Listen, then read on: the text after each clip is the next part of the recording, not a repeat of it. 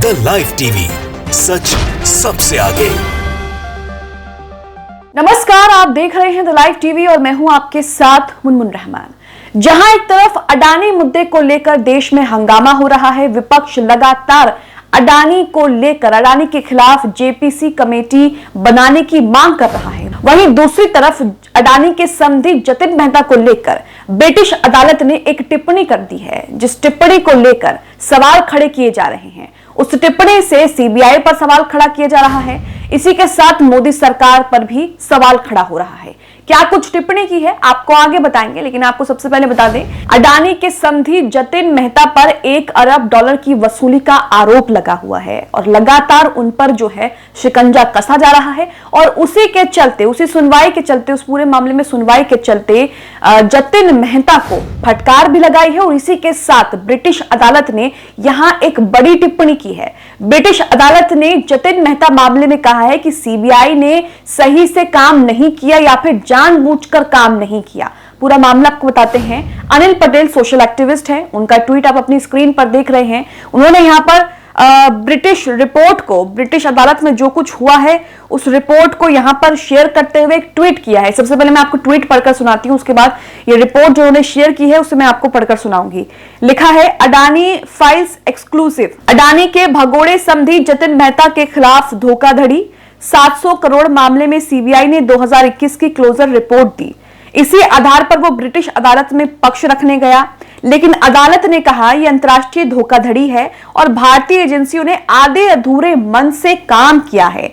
भारत सरकार जानबूझकर से अडानी को बचाने का काम किया था। तो यहां पर आप अनिल पटेल ने जो कुछ कोट करते हुए ट्वीट किया है वो आप साफ साफ देख सकते हैं। इसमें लिखा है, ब्रिटिश अदालत ने, जिस तरीके से अनिल पटेल दावा कर रहे हैं कि ब्रिटिश अदालत ने ये कहा है कि सीबीआई ने जानबूझकर इस पे जो है आधा अधूरा काम किया है। और जिस मामले में क्लोजर रिपोर्ट सौंपी गई थी जतिन मेहता के खिलाफ, उस पर ब्रिटिश अदालत ने कहा है कि यह अंतर्राष्ट्रीय मामला है। तो सीबीआई ने इस पर जो है आधे अधूरे मन से काम किया है, इसमें सही से काम नहीं किया है। यहां आप देख सकते हैं कि अडानी को लेकर पहले ही तरह तरह के सवाल जो है वो मोदी सरकार पर उठ रहे हैं। विपक्ष लगातार अडानी मामले को लेकर हमलावर है। विपक्ष लगातार ये भी कहता है कि अडानी की जो हेल्प है, अडानी की जो मदद है वो बीजेपी सरकार जो है वो करती आई है, मोदी सरकार जो है वो करती आई है। लेकिन अब जतिन मेहता मामले में भी इस तरह की बात कही जा रही है। जतिन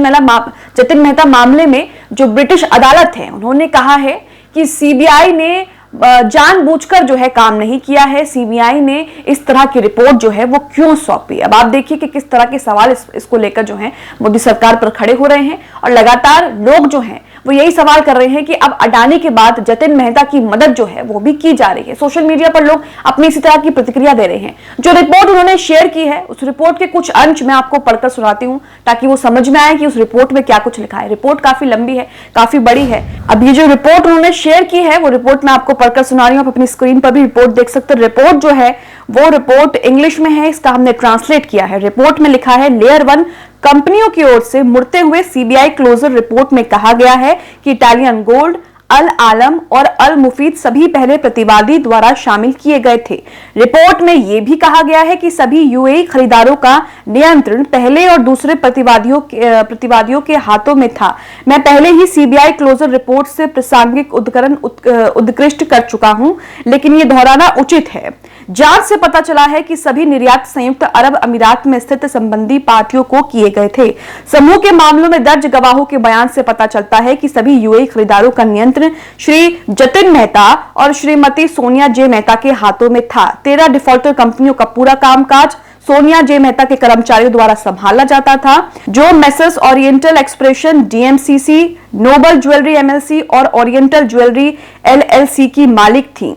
महत्वपूर्ण कर्मचारी अमित, जितेंद्र शाह, वास्तुपाल शाह, हितेश शाह, कमलुद्दीन, इन कर्मचारियों ने चेन्नई और कोचीन के कारखाने प्रमुखों का निर्देश किया कि किस कंपनी के नाम से निर्यात किया जाना है। आगे रिपोर्ट में लिखा है, मैंने इस फैसले में सीबीआई क्लोजर रिपोर्ट से उद्धरण भी उद्धृत किया है, जो संयुक्त अरब अमीरात के खरीदारों द्वारा विंसम और फॉरएवर प्रेशियस के साथ दिए गए आदेशों की विषम प्रकृति को संदिग्ध करता है, जहां खरीदारों के बजाय विक्रेता दिखाई देते हैं। खरीद निर्दिष्ट करें, जैसा कि सीबीआई क्लोजर रिपोर्ट टिप्पणी करती है। संदेह था कि इसमें कुछ हैंकी पैंकी चल रहा है। कोर्ट ने यही टिप्पणी की है। कोर्ट ने लिखा है कि इसमें कुछ हैंकी पैंकी यानी कि कुछ जो है वो गड़बड़ झाला चल रहा है। तो यहां आप देख सकते हैं कि अडानी मामले को लेकर पहले से ही देश में हंगामा था।